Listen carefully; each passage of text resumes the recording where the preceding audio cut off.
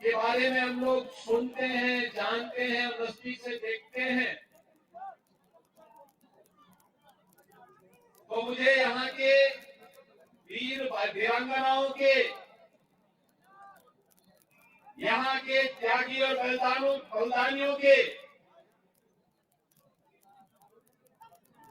इतिहास प्रसिद्ध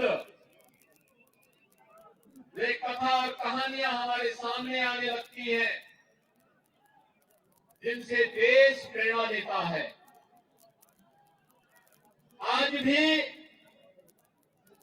भारत की सीमाओं की रक्षा करते हुए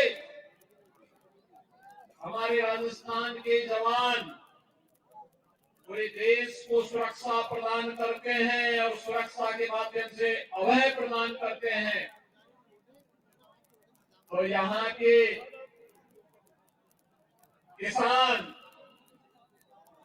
यहाँ के समाज के विभिन्न तबके से जुड़े हुए नागरिक राष्ट्र की मुख्य धारा के साथ जुड़ करके अपनी कला, अपनी विभिन्न विधाओं के माध्यम से एक भारत श्रेष्ठ भारत की प्रधानमंत्री मोदी जी के विजन को भी एक नया आयाम प्रदान करते हैं। भाइयों बहनों, पूरे राजस्थान में परिवर्तन एक नई बहार है। राजस्थान के लोग चाहते हैं इस बार परिवर्तन होकर के रहेगा, और भाइयों बहनों, उसी में आपका आह्वान करने के लिए आज मैं विशेष रूप से आया हूं। आप देख रहे होंगे पूरे देश के अंदर प्रधानमंत्री मोदी जी के नेतृत्व में लोगों में एक नया उत्साह है, एक नया उमंग है, एक नई तरंग पूरे देश के अंदर चल रही है। एक नए भारत का दर्शन पूरा भारत कर रहा है, भारत की 142 करोड़ की जनता कर रही है। भाइयों बहनों, ये नया भारत वैश्विक स्तर पर जिस भारत का सम्मान बढ़ा है, भारत के बारे में दुनिया की धारणा बदली है। आज भारत को लोग एक विश्वसनीय देश और सहयोगी के रूप में सम्मान दे रहे हैं और पीड़ित मानवता को अभय प्रदान करने के एक देश के रूप में जहां कहीं अशांति होगी, भारत की तरफ लोग आशा भरी निगाहों से देख रहे हैं। ये नया भारत है, एक और दुनिया को शांति का संदेश देने वाला और दूसरी तरफ दुश्मन की टेढ़ी आंखों को निकालने की हिम्मत करने वाला भारत भी है। भाइयों बहनों, कितनी अद्भुत क्षमता है भारत की। एक तरफ हम शांति की बात करते हैं और दूसरी तरफ दुश्मन को उसके बांध में घुस करके ठिकाना लगाने का साहस भी आज भारत के जवानों के अंदर है। भाइयों बहनों, मैं आपसे एक बात सही मायने में रखना चाहता हूं। कांग्रेस ने लंबे समय तक देश पे शासन किया, लेकिन बदले में समस्याएं थी। आपके राजस्थान में भी यही चीज है। कांग्रेस को सबसे ज्यादा समय तक शासन करने का अवसर मिला राजस्थान में, और गत 5 वर्ष का कार्यकाल भी राजस्थान के लिए है। बहुत लंबा समय नहीं जाएंगे, लेकिन अगर आप उससे पहले के 5 साल वसुंधरा राजे जी के नेतृत्व की भारतीय जनता पार्टी की सरकार के और कांग्रेस नेतृत्व की अशोक गहलोत जी के नेतृत्व की सरकार के कार्यकाल की तुलना करेंगे तो भाइयों बहनों, आपको लगेगा कि भारतीय जनता पार्टी की सरकार कार्य कर रही थी, कार्य करना चाहती थी, लेकिन कांग्रेस की सरकार तो अपने अंतर कलहों के कारण जहां तहां अव्यवस्था, अराजकता विकास के बैरियर के रूप में ही राजस्थान में पिछले 5 वर्षों के अंदर जानी जाएगी। भाइयों बहनों, कांग्रेस समस्या का नाम है, देश की समस्या का नाम है। देश के अंदर जो आतंकवाद है ये कांग्रेस की देन, नक्सलवाद कांग्रेस की देन, ये गुंडागिरी कांग्रेस की देन, ये माफियागिरी ये कांग्रेस की देन। और भाइयों बहनों, ये कांग्रेस इस समस्या का बोझा है और भारतीय जनता पार्टी देश की समस्या का समाधान का नाम है।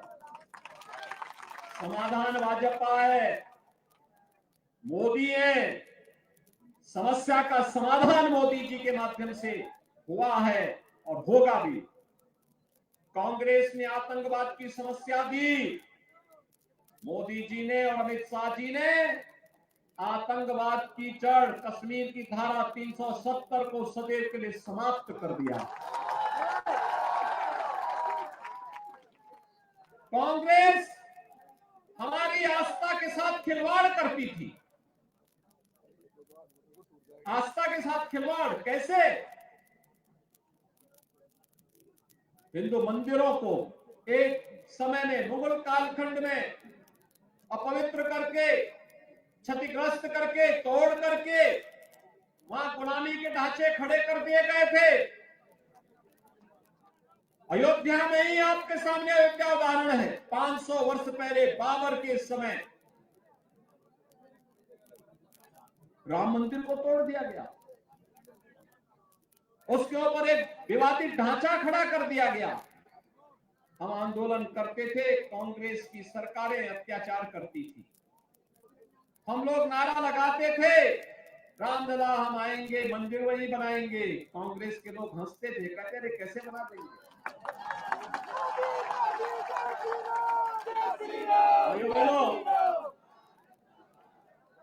हम लोगों ने तब नारा लगाया था, रामलला हम आएंगे, पहले ढांचा हटाएंगे। और ढांचा हट गया तो उसके बाद फिर नारा दिया, रामलला हम आएंगे, अब मंदिर यही बनाएंगे। फिर कांग्रेस के लोग हंसते थे, कहते थे कि क्या ये संभव हो पाएगा। और भाइयों बहनों, आज आप में से किसी को संदेह है क्या कि अयोध्या में राम मंदिर का निर्माण नहीं हो रहा है? हो रहा है ना? राम मंदिर का निर्माण हो रहा है ना?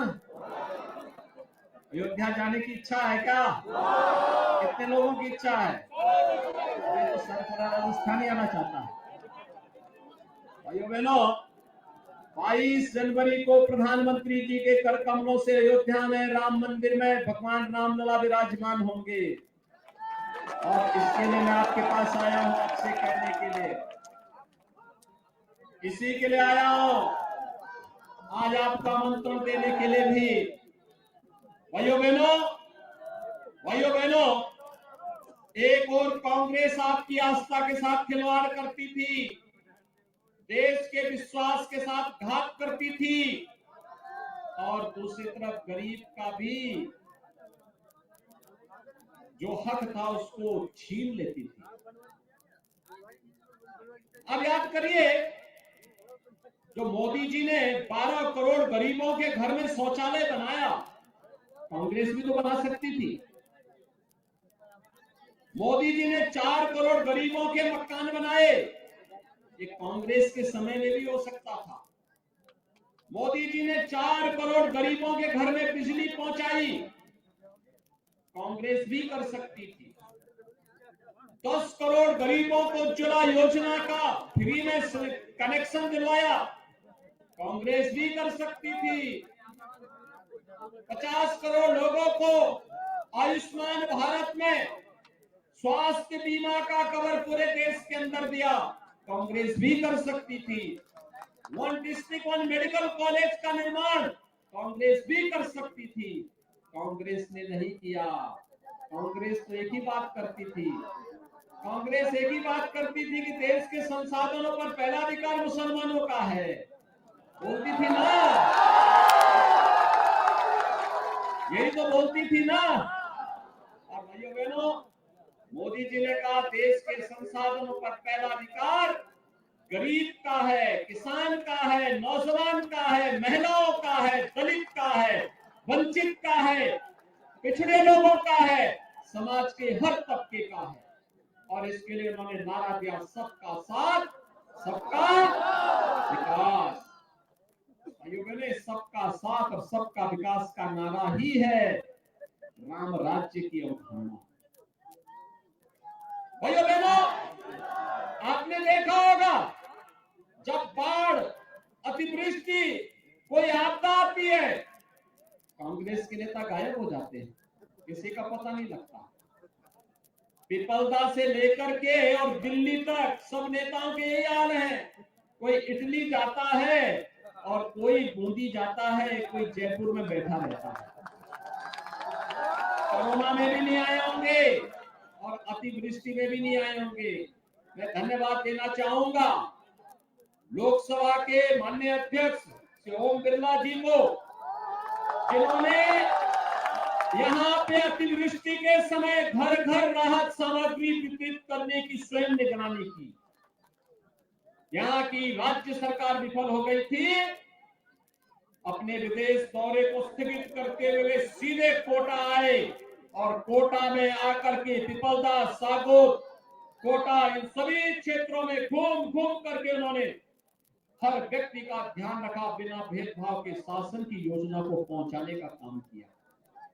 भाइयों बहनों, ऐसे लोग भी हमारे जनप्रतिनिधि होने चाहिए और इसी के लिए आज आह्वान करने के लिए मैं आपके बीच आया हूं कि भाइयों बहनों, 22 जनवरी के बाद पूरा देश अयोध्या दर्शन करने के लिए आएगा और इसमें पिपलदा और सागोत से भी अगर दर्शन करने के लिए आना है तो मैं अभी से श्री प्रेम गोचर जी को और श्री हीरालाल नागर जी को बोल दे रहा हूँ, आप इनको जयपुर पहुंचाइए और ये यहाँ से आपको फिर अयोध्या का सैर कराने लेकर आएंगे, दर्शन कराने लेकर आएंगे। सहमत हैं? सभी लोग सहमत हैं? तो फिर दोनों हाथ ला करके मेरे साथ बोलेंगे, दोनों हाथ ला कर, जहां तक मेरी आवाज जा रही है, दोनों हाथ ला करके बोलेंगे भारत माता की, भारत माता की, भारत माता की, जय श्री राम, जय जय श्री राम।